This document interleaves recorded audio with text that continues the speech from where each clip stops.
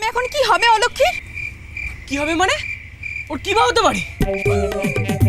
যেমন অলক্ষীপনা করছিল তেমনই করে যাবে।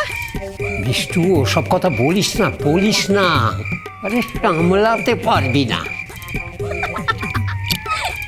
আমাকে সামলাবে এই গোবর গণেশ, তাহলেই হয়েছে। কি কি বললি হতচারী? এই বিষ্টু, দাদু তুমি কিন্তু কোনো উল্টো পাল্টা সিদ্ধান্ত নেবে না, আমি কিন্তু শুনবো না। তাহা বললে কি করে হবে বিষ্টু? বিয়েটা তো হয়েই গেল না। তবে গিন্নি তাহলে ফিরে আসবে, এই শর্তই তো রেখেছিল সে। আর দুঃখ করে লাভ নেই বিষ্টু, বিয়েটা তবে লাগিয়েই দি দাদা। আমি তো সেই কবে থেকে বলছি রে। বিয়ে? কিসের বিয়ে? কেউ বিয়ে করছে না, কেউ না। আমি গা ছেড়ে কাউকে যেতে দেব না, কাউকে না। বিয়ে? দাদু আমি যদি অলক্ষীকে বিয়ে করি তাহলে আমার নাম বিষ্ণুচরণ নয়। দুরাট করি বাটা, তোর নাম তো গোবর গণেশ ছিল, বিষ্ণুচরণ আবার কবে হলো?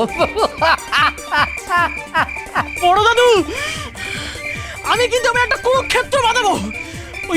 ওই হতচারীকে এমন সাহেস্তা করবো তুমি চিন্তা করতে পারবে না। কোথায় কোথায় গেল ষড়যন্ত্র? আমার বিরুদ্ধে ষড়যন্ত্র দেখো তুমি। কি হলো? কি হলো ওটা? দাঁড়ান, আপনারা কিছু ভাববেন না। মানে আজকে যে কাণ্ডটা হয়ে গেল, তারপরে তো আমরা ভাববো কী করে ইয়েটা করা যায়, মানে বিয়েটা দেওয়া যায় সেই দাদা একটু বলো না।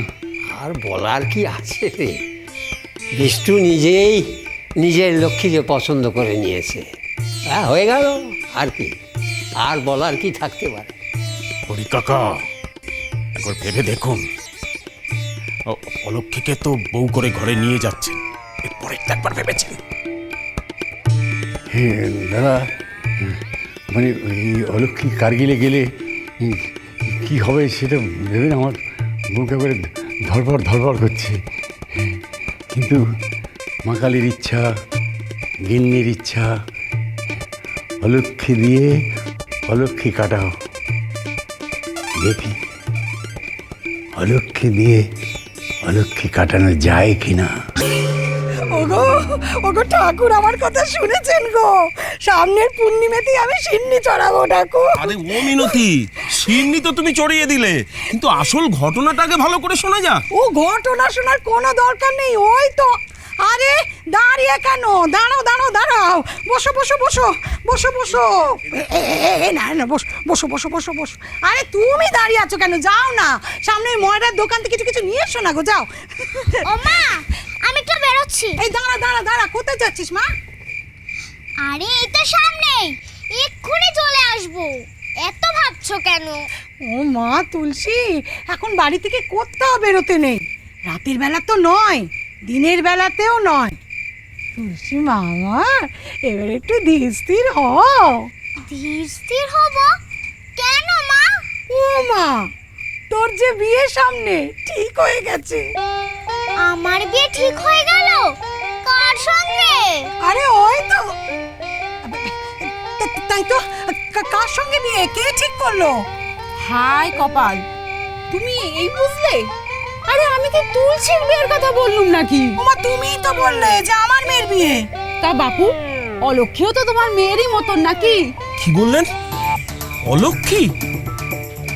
অলক্ষীর বিয়ে ঠিক হয়েছে? কে ঠিক করলো? কার সঙ্গে?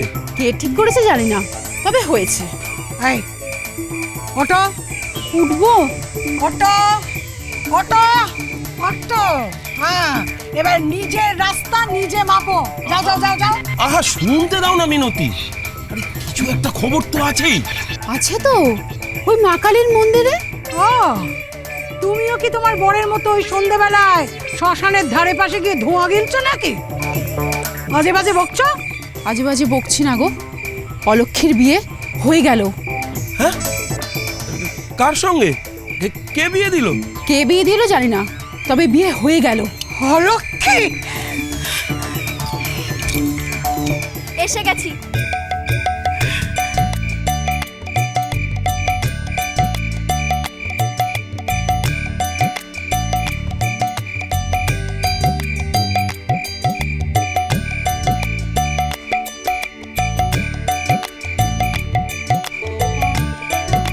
বাহ, কি সুন্দর লাগছে লক্ষ্মীকে। কত ছড়ি আমাদের আমাদের মুখ পুড়িয়ে তুই এইসব করেছিস না? ও সাজা হয়েছে, দাঁড়া সাজাচ্ছি তোকে। বৌমা, ও বৌমা, আরে শোনো শোনো, বলি তোর তো সাজানো হবে তো নাকি গো? আমাকে এসব কিছু জিজ্ঞেস করবেন না পিসিমা, আমার একদম ভালো লাগছে না। বুঝতে পারছি মা, মেয়েটা চলে গেছে, মনটা খারাপ তো হতেই হবে বলো। আসলে মেয়ের সন্তান, তাকে তো ঘরে রাখতে পারবে না, তাকে তো পাঠাতেই হবে পরের ঘরে। তো ওর সিঁড়িটাকে কোথায় গেল? দিদি শুনেছো কি হয়েছে? কি হয়েছে রে ছোট? শুনলাম মন্দিরে নাকি কি সব হয়েছে। বিষ্টু নাকি সিঁদুর পরিয়ে দিয়েছে অলক্ষ্মীকে। আমি অশ্বিনীকে বলেইছিলুম আজকে দিনটা দারুণ ভালো, আজকে দিনে মেয়ের বিয়ে হলে না মেয়ে খুব সুখী হয়। আর ওই অলক্ষ্মীকে কি বললে? কে কাকে সিঁদুর পরিয়েছে? বিষ্টু বিষ্টু বিষ্টু সিঁদুর পরিয়েছে অলক্ষ্মীকে। সর্বনাশ! হ্যাঁ, এমন ভয়ানক কাজ এই শুভ দিনে? হ্যাঁ রে ছোট, এই কথাটা তোকে কে বললো? কাশিদা তো শুনেই সেই খবরটা দিল। না না না, এর পেছনে অন্য গপ্প আছে। অলক্ষ্মী এমন কিছু একটা করেছে, আমি জানতাম, বুঝলে, আমি জানতাম এমন কিছু একটা ঘটবে। সেটাও জানতেন? ও দিদি শোন ছোট, আমাকে কিচ্ছু জিজ্ঞেস করিস নে, আমার না এসব একদম সহ্য হচ্ছে না। তা হ্যাঁ রে, ঠাকুরপো কোথায়? তোমার ঠাকুরপো তো এই খবরটা শুনেই গেছে ওদেরকে আনতে। ওদেরকে আনতে মানে? ওই অলক্ষ্মীকেও নিয়ে আসবে নাকি? তার মানে? ও ছোট, হ্যাঁ, সিঁদুর পরিয়ে দিয়েছে, সিঁদুর। এর মানেটা তুই বুঝতে পারছিস? ও দিদি, তার মানে তাকে কি আমাদের বরণ করতে হবে নাকি গো? না না না না, পাজিতে নিশ্চয়ই ভুল ছিল। হ্যাঁ, আরে এই দিনটা আমাদের জন্য কখনো শুভ দিন হতেই পারে না। কি আমি ঠিক বলছি না? হ্যাঁ, কোনো উপায় নেই, মাথা গরম না।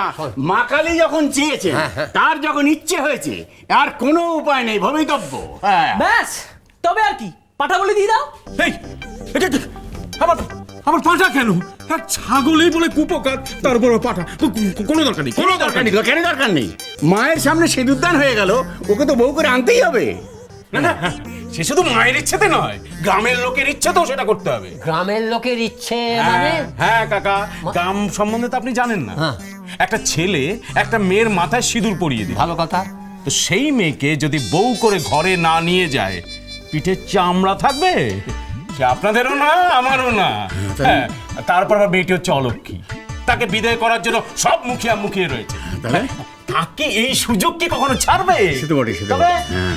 চাপ বাবা, আপনি তো আবার নতুন গল্প শুরু করলেন। গ্রামের লোকের কথাতে আমাকে মেয়েকে বিয়ে করতে হবে? কখনো না। আচ্ছা আচ্ছা আচ্ছা, মা কালীর ইচ্ছেতে কর। আরে বাবা, বিয়ে করলেই তো হলো। না, তাও করবো না, কারোর ইচ্ছেতে করবো না। মা কালীর এসব ইচ্ছে সব বানানো। এই, তুই মা কালীকে অপমান করছিস? বাবা, দাদু, দাদু তুমি বিশ্বাস করো, এগুলো সব অলক্ষ্মীর কাজ। মা কালী তো আমাদের মাঝখানে ছিলই না। আরে মা কালী ছিল না, কিন্তু তার মূর্তিটা তো ছিল। আরে বাবা, মূর্তিটা ছিল, কিন্তু মা কালী তো ছিল না। এই একজন না থাকলে তার মূর্তি হয় কি করে? তাহলে একটা কাজ করো, কি? আমারই একটা মূর্তি তৈরি করো, আর আমার এই মূর্তিটার সাথে অলক্ষ্মীর বিয়ে দিয়ে দাও। আমি আর এর মধ্যে থাকছি না। জানি ওই অলক্ষ্মীকে আপনাদের পছন্দ হবে না। আমার বড় মেয়েটিকে তো দেখেছেন, তুলসী, ভারী লক্ষ্মীমন্ত মেয়ে। কিন্তু আমরা তো এই লক্ষ্মীমন তো চাই না মা, আমরা ওই অলক্ষ্মীকেই চাই।